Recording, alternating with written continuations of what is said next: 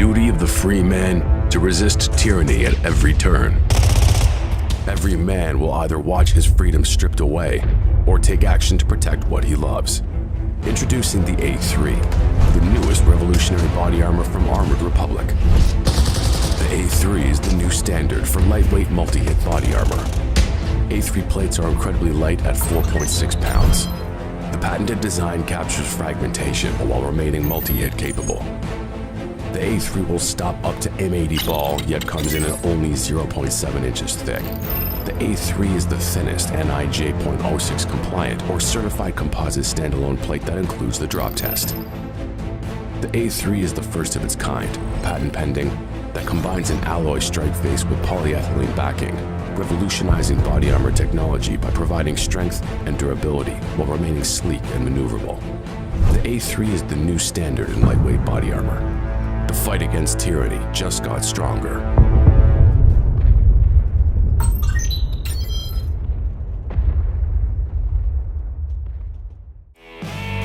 Day 4 of No Pastor Toby. No, day 3. Hey, he's on Monday. Pastor Toby? That's not Pastor Toby. Oh. Hey, y'all. It's Thursday. Welcome to CrossPolitic. Chuck Knox, Gabe, and Steven. Stephen Wolfe. There we go. That's right. it. That's it. Hey, we're going to be live in Wenatchee this Friday. We actually got talks in the afternoon starting at 3 and 4 o'clock. Toby's going to be talking about the civic wobble, and I'm going to be talking about the church pandemic. And then we're going to be doing an evening show with Pastor Wilson and Ben Merkel at our third new location this week. Our third new location. Apparently, that we could keep getting canceled by churches. So churches, because we keep getting booked at churches to have the show, and then we got to go to another church because the church cancels us, and then now we're at our third church. So we're going to be at the East Wenatchee First Baptist Church, 1700 Grant Road, East Wenatchee, 1700 Grant Road. So that's East Wenatchee First Baptist Church. We're sorry to keep changing the venue on you, but that we had to. So this means no show coming Friday then? There's going to be no show Friday? We'll not be dropping a show at a regular time, but we'll be recording a live show, and then we'll probably drop it Saturday or Sunday night or something like that, yeah. So no Friday show. This is where Pastor Toby would normally jump in and do the ad, and so now I'm supposed to. It's your turn. Today's culture shifts like sand, but New St. Andrews College is established on Christ, the immovable rock. Don't sift like sand. It is a primary institution that forges evangelical leaders. Oh, I'm sorry. This is why Pastor Toby does this. This is it's because premier and so or primary. You know what? I mean, you can do primary. You know what primary or premier. What it is that I didn't get my James White on, and that's the problem. Yeah, it is a primary institution that forges evangelical leaders who don't fear or hate the world. Guided by God's word, they take the world back because they're equipped with the genius of classical liberal arts and God-honoring wisdom. See what happens when I get my James White on? Much better. Yeah. You slowed down. You took a breath. Yeah. Thanks to the faculty that are dedicated to academic rigor and to God's kingdom. Find out more at nsa.edu. That's nsa.edu. I said of course, that part. as you guys already know, Stephen Wolfe's in the house, and he's got a book coming out called "The Case for Christian Nationalism." Stephen Wolfe, thank you for joining us, man. Appreciate you flying all the way out from North Carolina, especially to be on CrossPolitic. Yeah, thanks for having me on. Yeah, you're welcome. So you wrote the Case for Christian Nationalism. Obviously, this has kind of been this is a timely book. It's been the conversation's been heating up nationally, probably for like really the last 2.5 years on this issue. First, why did you write the Case for Christian Nationalism? You know, it's one of those things where people ask, like, why are you taking this term that people use as like a term of derision to attack people, as something to label people, and the conservative impulse is to just deny whatever you're accused of, you know. But as I thought about it, like, what did Christians need as what do we need to act in this world to actually take our institutions, our public institutions, for Christ, to order this earthly life to heavenly life? Well, we need this assertive will to do that. And something that the kind of tradition of nationalism, what it's recognized is that there's a national will for life. There's a sort of will to live at the national level. And so with Christian nationalism, it's a good opportunity to address that the idea of a national will and for its good. And but what does that look like with proper theology, Reformed tradition? So that's kind of why I wanted to write the book, and use that term. So you remember when we were doing a documentary with Founders by what standard? And I remember years ago working through some of the social justice issues and social justice stuff. And as we were working on the doc, we were hitting critical race theory and what was going on with that and this new term that it came around. And out of nowhere, the book list for titles called critical race theory were everywhere because it became such a hot topic. And so whether or not people were really concerned about the issue of critical race theory, it really didn't matter to them. What they only cared about was just like to get out there in the market and to be able to have some sort of presence in the market. Just tell me you're not doing that with this. No. Please. Yes and no. He's number one on Amazon right now. Yeah. Well, it is a timely moment for it. It could appear as if I'm kind of taking advantage of a popular term. But I think if you read the book, it's not just regurgitated reform political thought. It certainly relies upon that. I mean, it's unmistakable who I quote, who I cite, who I just all over the place. But it actually is a real, I think, Christian nationalism, and it's an appropriate term. So in that sense, I guess it's just lucky for me that the So you can say you've been Christian nationalist before it was cool. Then I mean, I guess before I even realized the term, because I remember one day just thinking through, like, lean into that mic a little. Okay, I'm sorry. I just remember just thinking through what that term, and I'm thinking, I am a Christian nationalist. Like that is an appropriate term to describe my political thought. So then what you got woke? Yeah. So then how would you define nationalism? Because that's kind of important. Yeah, so nationalism, the way I approach it is not from a historical perspective, meaning like most people, when they think nationalism, they think, let's think of a bunch of cases and let's analyze those historical cases and then come up with a definition. Or you think Rousseau? Yeah, I mean, you could think of like French Revolution. You could think, obviously fascism and other forms of nationalism. But that's not how I approached it. As I take it, the ism of nationalism is a nation who's self-conscious of itself as a nation. So there's a kind of a collective sense of we, that we as a people, as a collective entity exist. And then it's saying we are then going to arrange ourselves for our good. And that good includes earthly and heavenly life. So that's the definition I'm using. So when people think nationalism, they expect me to denounce fascism and all these things. But that's really not the perspective I'm coming from. So are you defining then really a nation? It's a sort of thing a nation does. It's like when you have a nation, it's, again, like I said, people are aware of ourselves or themselves as a people, and they say, well, as a people, we want our good. Like we want to seek our good, and in that sense, that like the definition isn't that like interesting itself, because I mean, people like nations create governments, and what do they do that for? Well, they order themselves for their good, and I'm just saying, well, what's unique about it is that it's a Christian nationalism, where we're not just seeking our temporal good, we're also seeking our heavenly good as a people. So, are you using can you use, in your way of thinking, nationalism and nation kind of interchangeably or sort of synonymous almost? No, I think you can talk about the nation as itself, apart from the nationalism. I mean, it's one of those things where, they kind of go together well, but I think you can separate them. And that's what I do in the book. What would you say when, are we a Christian nation? What would you say, should we be a Christian nation versus, do we want some Christian nationalism? Are you making a distinction there? No. So I think you need a Christian nation for Christian nationalism. And so you need the people have to be kind of self-conscious of themselves as a Christian people, that we're a people, in Christ.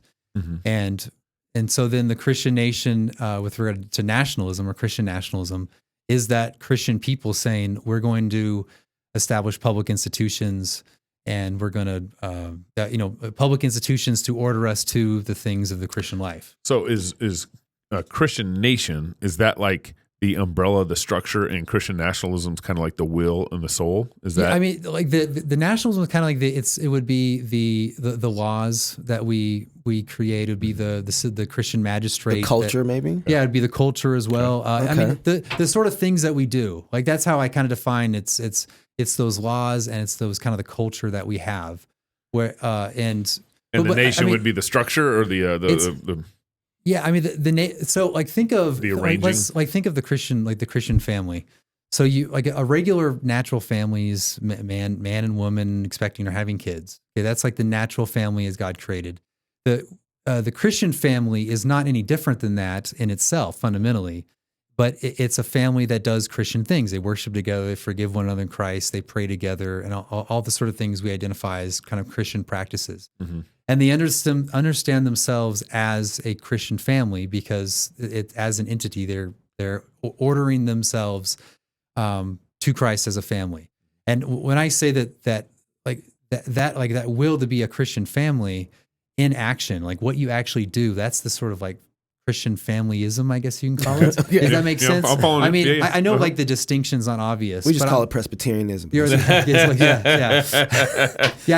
I know it's kind of an academic distinction, but I just think it's important that we have to first like have this like self-identification as a Christian family, and then analogously to the nation itself. Okay. Like we have to say we are a Christian nation. It's going to be a Christian nation. We're going to secure it as a Christian nation, and we're going to have self-confident assertion with regard to that, and we're going to exclude what isn't Christian or what's opposed to God. Have we already been there? Like technically, that's what I was America's a saying. Christian Yeah. nation, right? Yeah. Technically, or so you wouldn't look at America right now and say, "Oh, we already are there." That already has been the case with America. I think that I think there's parts of America that can come to like a self-conscious sense of being a Christian nation. You don't think the founding of America was a self-conscious? I mean, that's a big discussion, but Yeah, but I I'm just- think I should say that I think the Just say yes. Yes. Okay. Yes. I won't like nerd out on this, but I'm kinda intrigued, though. No, but I think the people themselves, the Americans at the founding and throughout the 1800s and in the 1900s thought of themselves as a Christian nation. And like in the 1860s, when people were proposing adding like a Christian amendment to the Constitution, Mm-hmm. the argument wasn't, "Oh, we're not a Christian nation, we should be." It was like, we are a Christian nation. Now, why isn't it in our governing documents? So there was already that assumption built in. And even when you get into like the social gospel guys in the like early, like late 19th century or 20th century, Mm-hmm. those guys, like I would disagree with them in theology and all sorts of things. But they were like, "Hey, we're a Christian nation. Why aren't we acting like this? Why aren't we implementing Christian social ethics into our policy?" Yeah. So there was already that assumption for years. And I think it wasn't until recently. I mean, I think the Supreme Court killed it. So Really? when they denied public prayer, basically when they stripped religion 1963.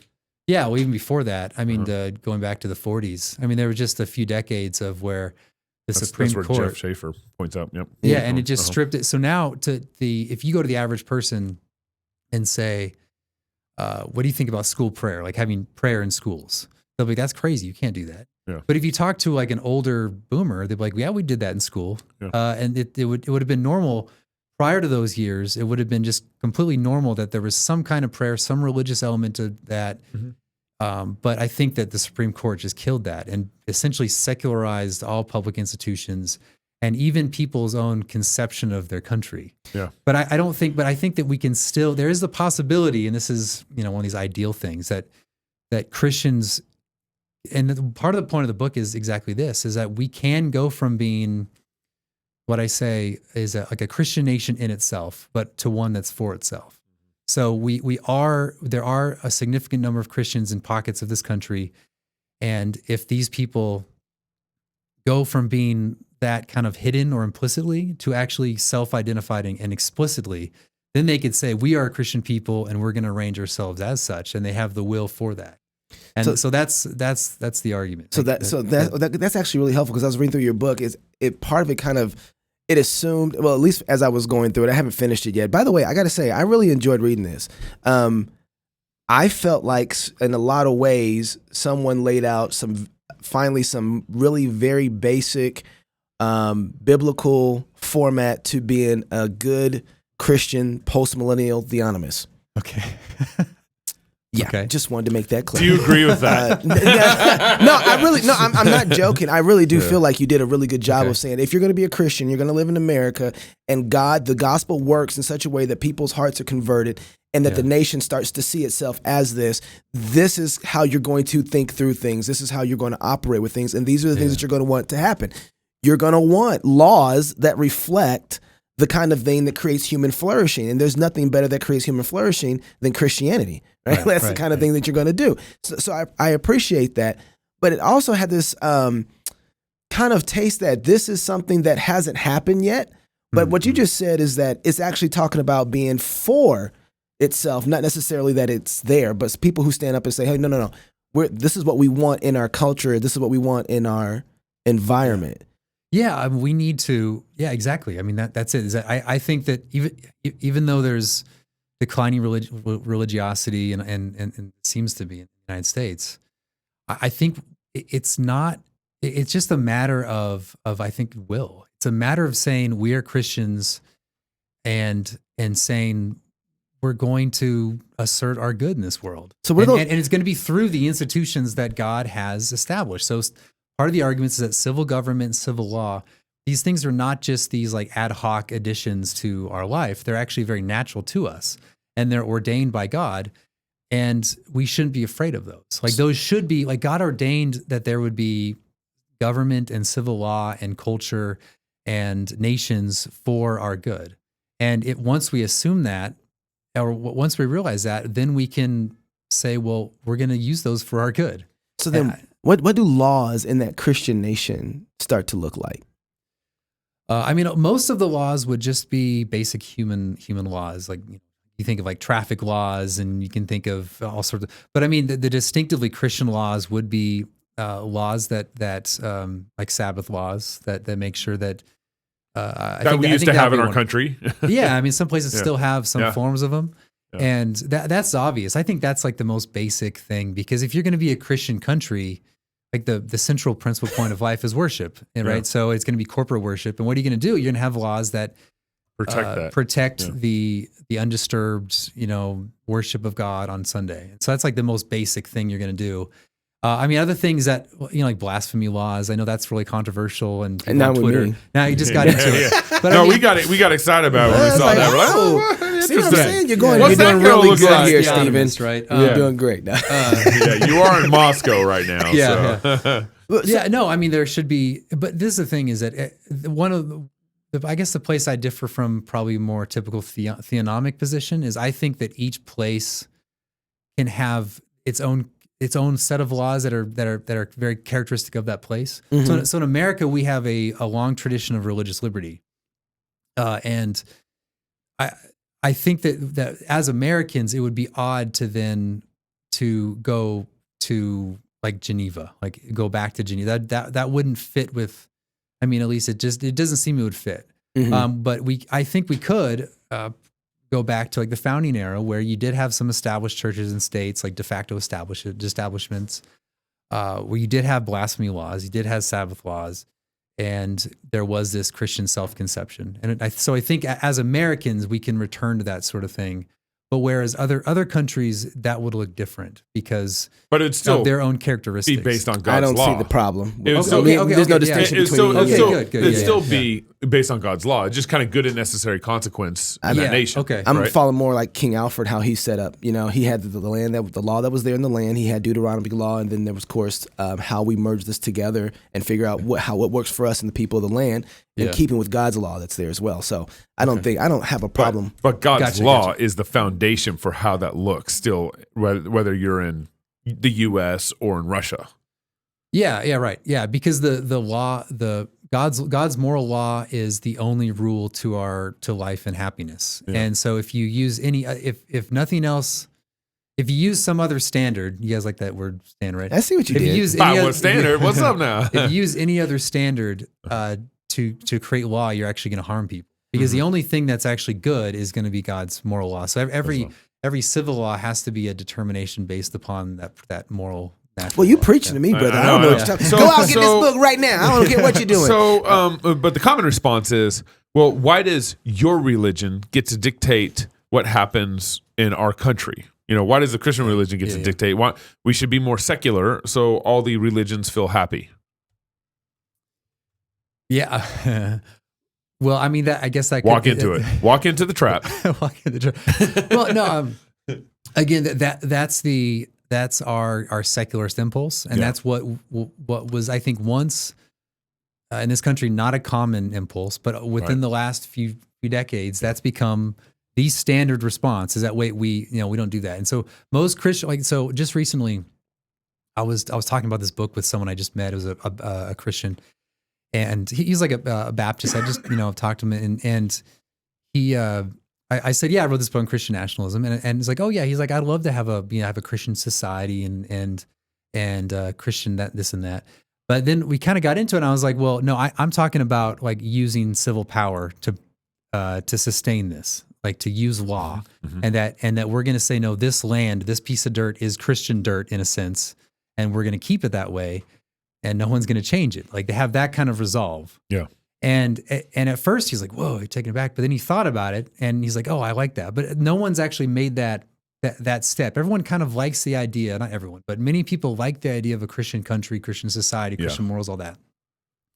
But then you say, wait, that takes power. Like if you're gonna have a public school, you have to say this is a Christian, this is going to have some kind of role in catechizing. It could whatever that's going to be. Yeah. But and that's it. And there can be exceptions and exemptions. So if someone's not a Christian, you don't force someone to be a Christian. Obviously, you can't do that. But if someone's Jewish or Muslim, they can go to that public school, but it is a Christian school. Yeah. And we could be tolerant and allow exceptions. So but nevertheless, like the norm, like the way we approach it is that today is that there's the secularist norm. And we're the Christians who, we need our exemption. We're the exemption. We need our exemption. Yep. We need our exception. And that's how we frame everything. And it's a matter of switching that and say, no, Christianity is the norm of these institutions, and you're the exception. Right. Like, you're the exemption. You talk to me about the exemptions, and having that kind of assertiveness is exactly what I'm trying to say. Knox, real quick, let me read this ad. Okay, go ahead. Because I want to turn the corner here on this one. Armored Republic. The mission of Armored Republic is to honor Christ by equipping free men with tools of liberty necessary to preserve God-given rights. We're talking about this, Stephen. In the Armored Republic, there is no king but Christ. We are free craftsmen. Body armor is a tool of liberty. We create tools of liberty. Free men must remain ever vigilant against tyranny wherever it appears. God has given us the tools of liberty needed to defend the rights that are bestowed upon us in a Christian republic. Armored Republic is honored to offer you those tools. Visit them at AR500Armor, AR500Armor.com. And Christmas is coming up. I mean, come on, y'all. Armored Republic. Okay, so I got to ask, how are you going to, as I was reading through there's two things I want to talk to you about. I want to talk about ethnicity. That's a huge part of it. Yeah. But the other thing I want to do, I think there's this part where even Christians who want Christian laws, or at least laws that they wouldn't say Christian laws that are morally, have virtue in them, laws that have virtue in them.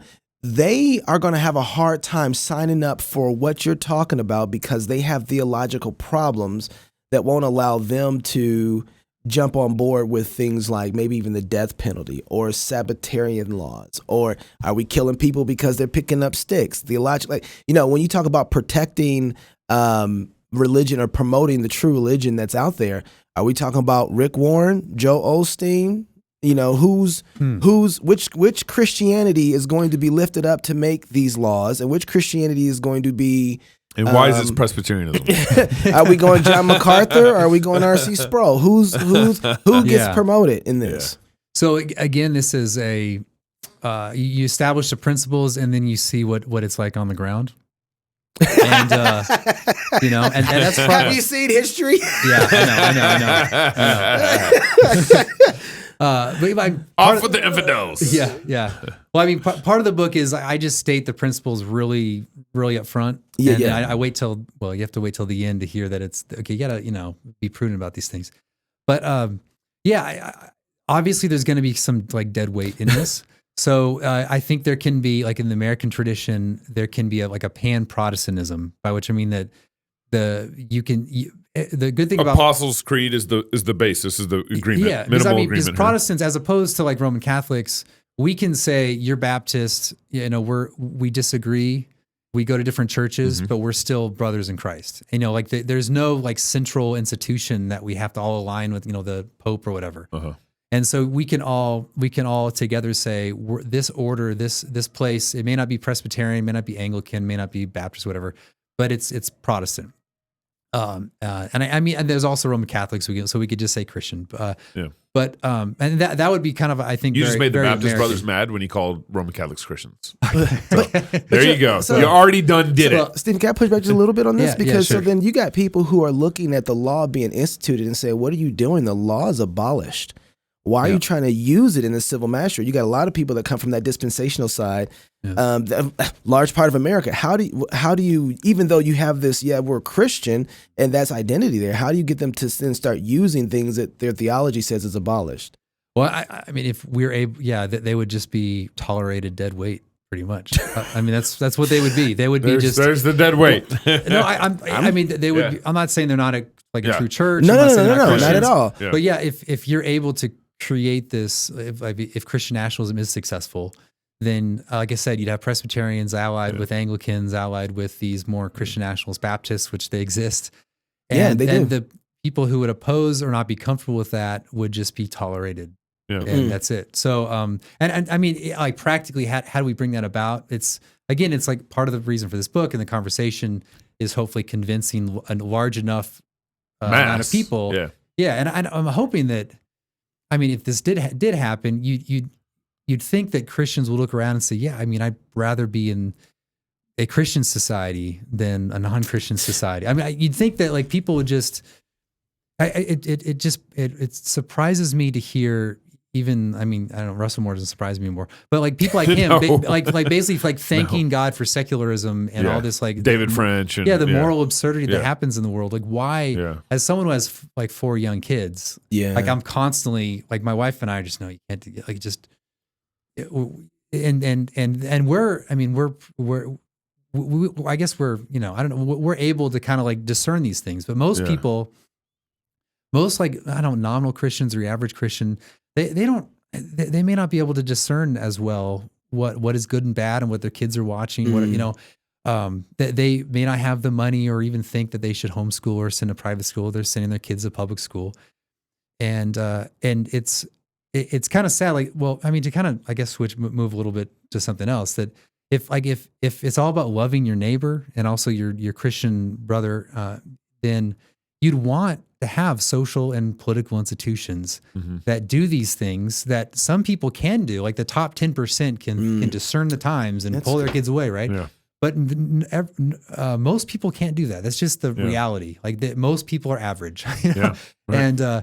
And that's why you have these public institutions that order people to what's good for them. And so I think that this is part of my argument is that, like, this is just good for people, and we should bring it about. Yeah, since the whole terminology of Christian nationalism has kind of come full force into our dialogue in our society, my proposal is, okay, do you want secular nationalism or Christian nationalism? Yeah, I would much prefer a Christian nationalism. Most Christians, if they really thought about it. Not everybody's Christian nationalism. Well, it's not even like secularist nationalism, because that's just like, that's the promise of neutrality. It's like moral absurdity nationalism or something. Like it's moral insanity and moral insanitism. Yeah. I don't know. Right. One thing though, I think that people have to figure out and need to understand is that when being a theonomist, people feel like there's like one way only. No. part of the way that we get to the place that we need to get to is we hold to the foundations and to the principles, and we work together through it until we say, okay, that's why we've had, guys, this is not new. We've had councils throughout the world history working through things of people who can come together, ecumenical council, people who can come together and say, how do we fix this? How do we operate through this? How do we struggle and wrestle through this until we come to a good place on this? All right, so let's talk about ethnicity. Okay. Why are you racist? Well, thank you. Why is ethnicity so important to this? Okay, so the importance for the reason why I have that chapter in there is again I don't rely on race at all for that. And by ethnicity but you keep using the term ethnicity.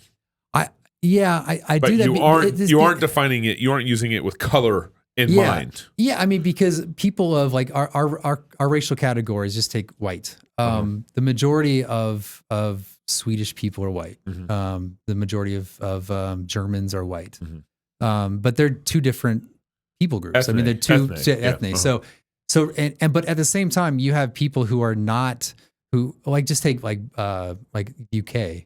There are people who are culturally very British who are not like ancestrally from they're English. They're maybe from India or whatever. But in terms of their actual culture, they're extreme. They're British. They're ethnic. And so so it's actually not only can the same race have multiple ethnies, the one ethnic can have different people of different race. I've used the modern category. So the racial matter is extraneous, is irrelevant to what I mean by it. But what I do mean is that it's people who share cultural similarities, but essentially it's that you are committed to this place, this particular place, this like a piece of dirt, and you have connections with each other, not simply because you're just fellow humans, but because you have a history, like a intergenerational history with this place.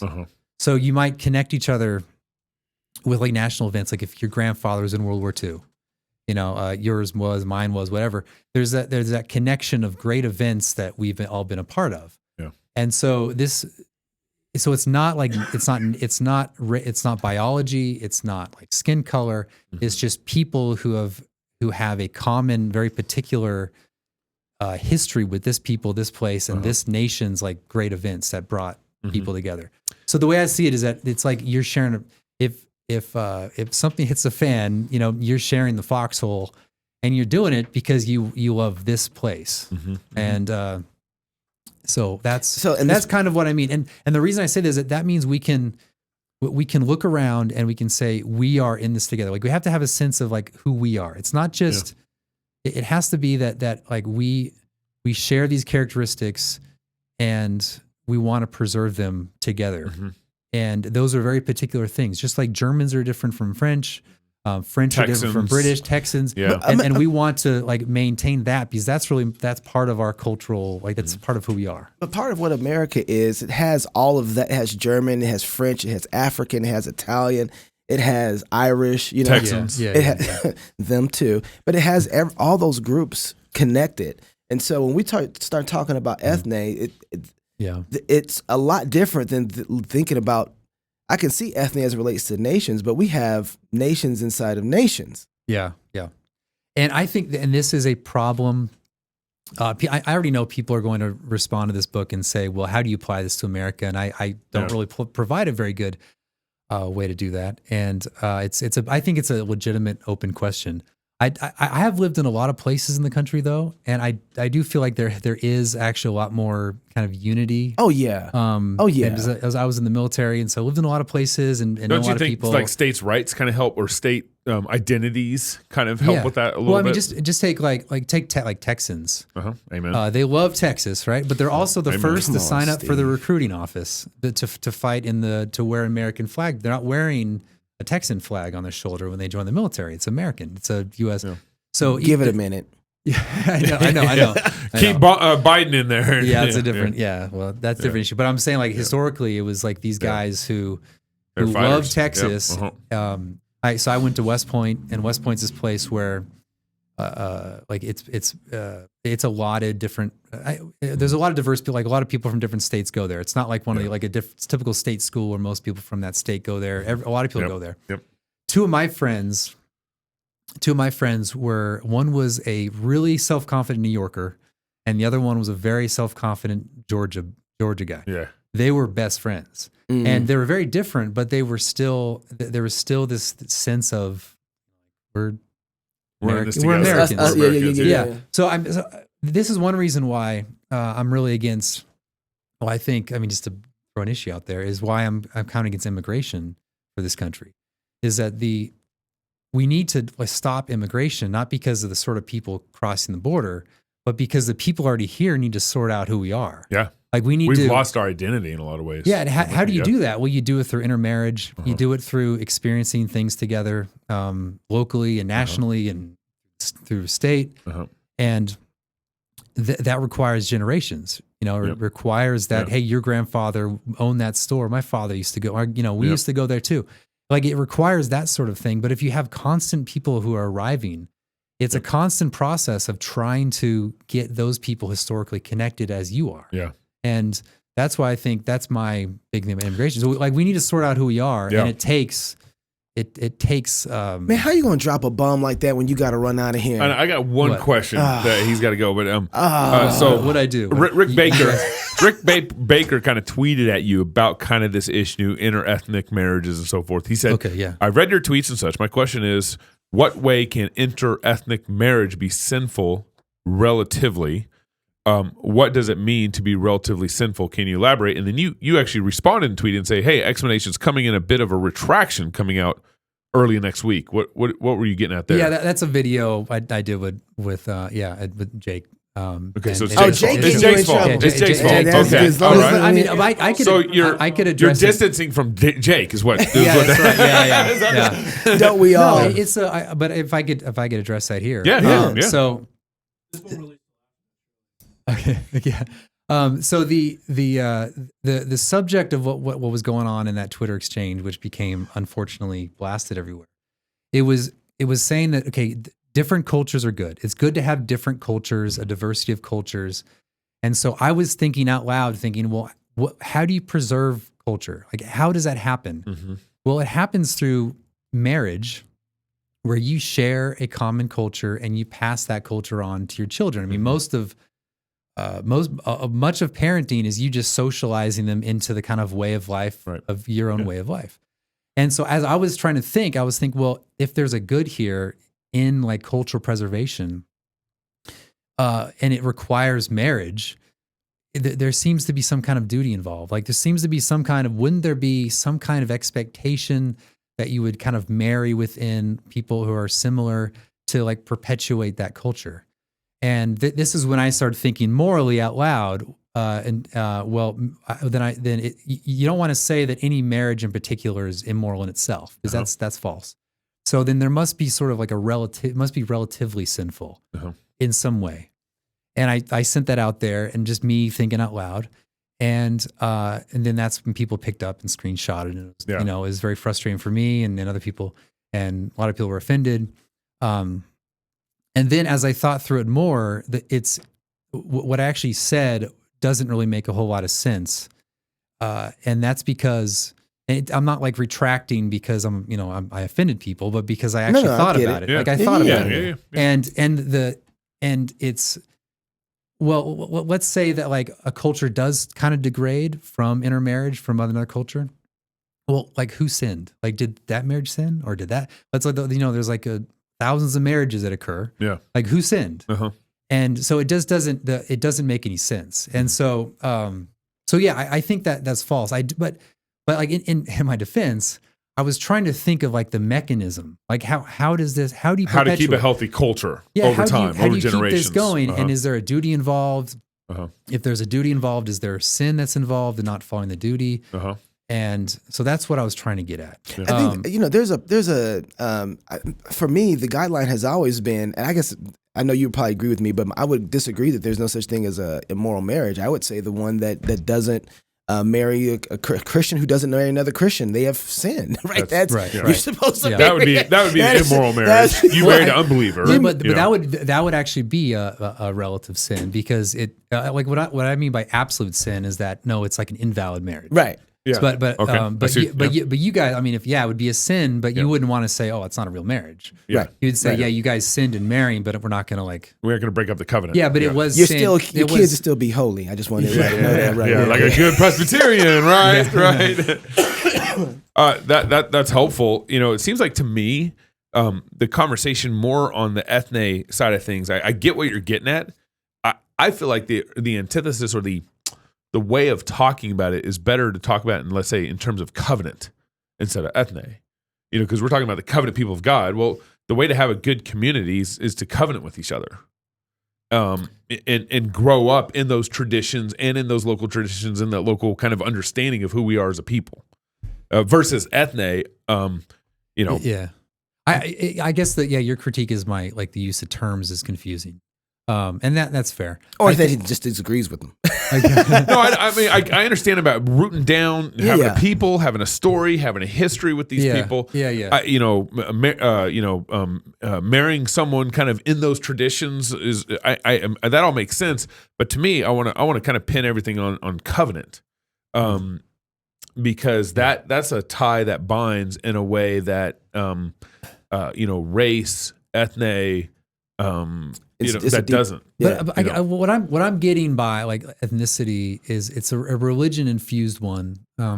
So you can have religious practices that differ between different groups. Yeah. I've mentioned like the Dutch fathers. The tradition is for Dutch fathers, as I understand it, for Protestant is to read the Bible after dinner. Like you have dinner as a family, and then you have a little slot for the Bible, pull it out and start reading. That's like what they did.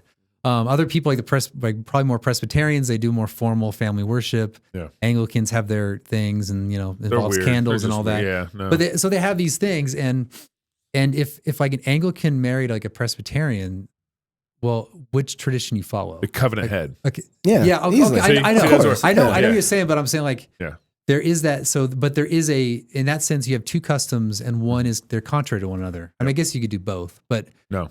okay. Who's the husband? Who's the husband? Like, Okay, I know what you're saying, but there is something lost, and you actually have, so where you something has to shift. something has Yeah. to change. Like you have to choose one or the other, and that's kind of my point. Is that if you have the same general kind of, and this isn't just for religious life. There's other aspects of culture too that you pass on. I was talking, and one of the things that this conversation's brought up was like good faith people who are like, one woman said, I married a Greek man. And she was saying that, I feel my kids are not going to be Greek, and I love the Greek culture, but because she's not Greek, they're not going to marry Greeks. And it's like that culture that he has, the father, It's going away. is going to eliminate within like one generation. It's because he's not a strong head. That's why. Well, okay, maybe, Get back to that covenant head. I don't know. That's a problem. I'm gonna tell you something. My culture's so good. I don't care what color my kids are. It's coming through, baby. I'm gonna tell you that right That's now. right, baby. If you're single, get married. Oh, listen, you gotta go out and buy this book right Yeah. now. It's a good book. It's- You need it's to really read helpful. it. Yeah. Absolutely. We need to be working through this. If you're single, get married. If you're married, have you some kids. If you have kids, go baptize them. Until Monday, love God with all your heart, soul, mind, and strength. Love your neighbor as yourself. Go fight, laugh, and feast. This is CrossPolitic. Hey, Stephen, thank you for being here, Yeah. man. Thank you so much, you. man. That was good. Yeah. While God created the world, the morning stars sang together. After God delivered Israel through the Red Sea, Moses and Miriam led the people in singing. God destroyed Israel's enemies under King Jehoshaphat, while the choir sang. When Jesus was born, the angels sang, and before going to the cross, he sang. God rejoices over us with singing, and one of the only things we know for certain that everyone will be doing in heaven is singing. At New St. Andrews College, we understand that music is not an elective. It is central to our being and identity. We endeavor to train all our students in a joyful and robust musical literacy that will help them shape culture in a Christ-like direction wherever they go. Additionally, we offer the Certificate of Music in conjunction with our bachelor's degree in liberal arts and culture for students who desire extra music training beyond the regular music courses they will take as a part of the core curriculum. In the certificate program, you won't simply appreciate music or listen to it or talk about it. You will do music. You will study it, Analyze it, read it, write it, sing it, and play it. You will receive private instruction in your primary instrument, as well as secondary lessons in voice, piano, conducting, and other instruments. You will receive a solid foundation in music theory and analysis. You will study music history, church music, and music pedagogy. And when you graduate, you will leave with the ability to sing, play, understand, and steward music in whatever church or community you plant yourself. I'm Dr. David Erb, and this is the Certificate of Music at New St. Andrews College. Home. It's where you build your legacy, where traditions are started, seeds are planted, meals are shared, and stories are told. We are Chris and Natalie Carpenter, owners of Story Real Estate, and our team of top agents helps people find homes in Moscow, Idaho, and around the country. Have you thought about a move? Contact us to get connected with a top agent who shares your values and puts your family first. Or reach out to us about our Moscow relocation guide. Wherever you're looking to go, we can help you find home. Call us at Story Real Estate or visit us at storyrealestate.com and start building your legacy.